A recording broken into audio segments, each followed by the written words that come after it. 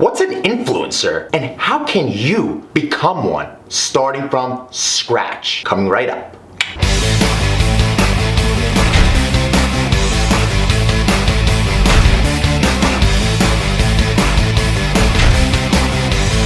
What's up everyone? My name is Azari and today I wanted to talk about influencers, what they are, how you can become one. So let's start with the actual definition of what an influencer is. An influencer is an individual that has built a community based on their passion, expertise, in which they could possibly affect their community's purchasing decisions based on what they like, their experience, and so forth. Now, influencers didn't really exist up until social media. Influencers were really A-list celebrities. Now, because of social media and the reach that you're able to get, almost anybody can become a social media influencer as long as you're good at what you do. And here, we're gonna talk about how you can become one. So let's dive right into that. So how can you become an influencer? Find what you're good at, what's your passion, and start creating content and then distributing that content on the internet via social media. So you might be like, oh duh, of course, but how do you get that community? Look, hold on. You love what you do. Say if you love fitness and you wanna help others by sharing your workout tips, your diet secrets, maybe, well, let's just say you love fitness, but you're not really in the shape or size. Heck, show your transformation. Start documenting day one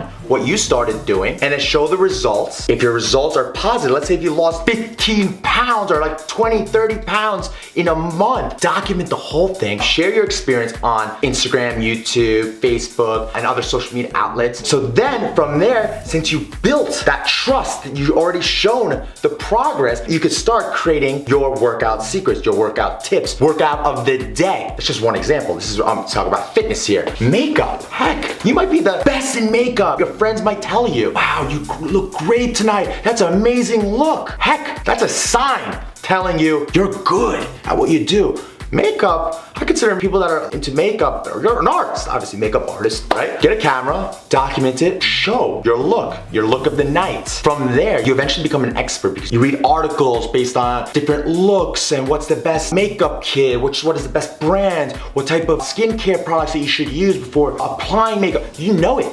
You are studying it on a day-to-day basis, and not by your career, it's your passion. We all have that hobby, but you could take that hobby and turn it into a brand, which could then be your career. So recap, find your passion, create the content, and distribute it on the internet. So let's dive into number 2. What social media platforms should you be leveraging? That's a difficult question depending on what you are documenting or what you're trying to achieve as an influencer, but I would say 99% of the time, as I mentioned in my one video of why every brand or individual should be creating a YouTube channel. YouTube, document it, push it out, because YouTube is a search engine and your video could pop up and people will find it. So YouTube is definitely one of the platforms you should be leveraging no matter what.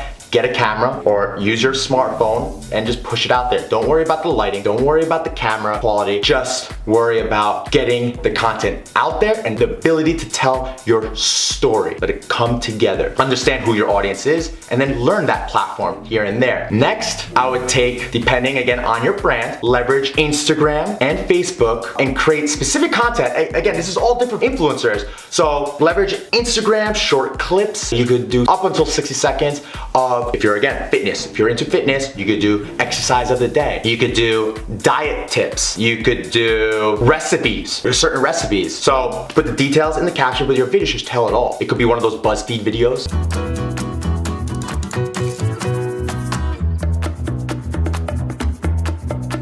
So again, beauty, same thing. It doesn't matter what you are. Again, you're basically creating content based around your passion. Heck, you love playing video games? All right, great, and you're good at it? Cool. Record your screen, push it out there. Who's that guy that got really famous? PewDiePie. He got really big initially because he was documenting his gaming experience. He was playing video games. He's just keep going, huh?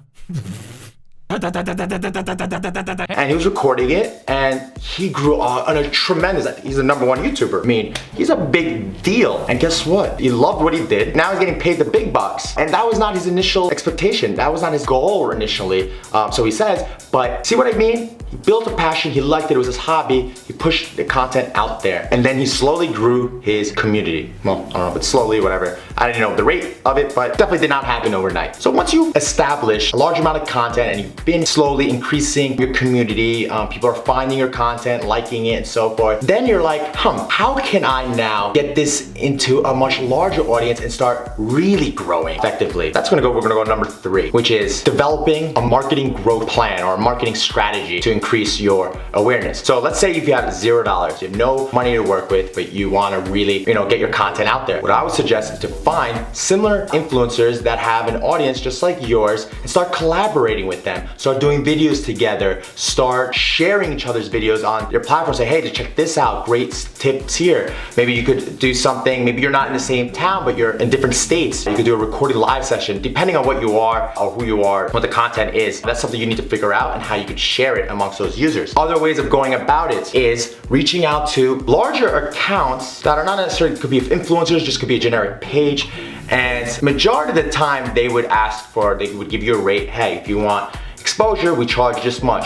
However, again, you might not have the money. You may propose a different strategy. Be like, look, I would help you develop X amount of content. Let me give you 10 pieces of content. If you could at least tag me in one of them, that would be great. And how they could think of it is more like, heck, I got content now I could push out. There's a lot of pages like that just have generic content. And you can find it, again, there's tons of fitness Instagram accounts or just like generic fitness accounts. No person behind it. There's a person running it or a team running it, and they've grown to millions of followers, but they're always looking for great content. So develop content for them, approach them, and to see if it works. Some will say yes, some will say no. They just want the dinero. So, and then if you do have a budget, this is where you could really take it to the next level. That means you find these accounts and you would have to pay them maybe $100 or whatever, depending on their following range. If they have a million followers here and there, they may put you up for 24 hours, 12 hours, or even permanently on their channel, in which they, let's say if it's Instagram, you could take a little short clip. It's a preview of your account or like great content. But if they want more content like this, they would have to follow your account. That's really increasing your awareness. But the best way to doing that is to make sure that account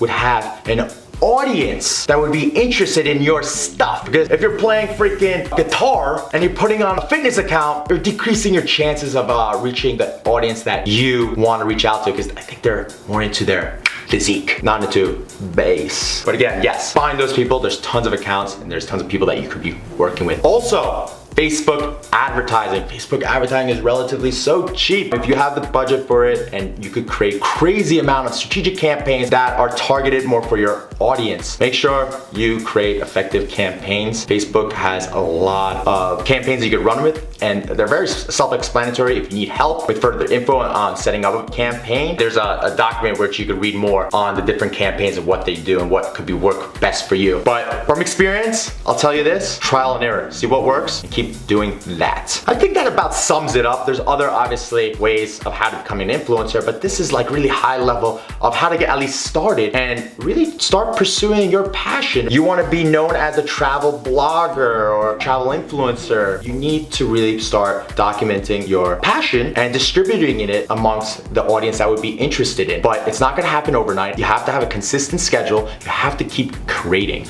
You got to be a creator, and you have to be a great storyteller. Learn how to tell your story. And there's 7 billion people in the world. I'm sure you'll find someone. You'll find a good amount of people that would probably be interested in your stuff. So, hope that helped. Thumbs up if it didn't. No thumbs down here. Leave in the comments below why it didn't help you, or what tips that you may have that maybe I could share as well. And if you found this content valuable and if you want to see more, subscribe so you don't miss out. Check out my blog where I sometimes document some of the creative processes and bring you some of my strategic meetings where I discuss social media efforts and so forth. So, hopefully, I'll see you there.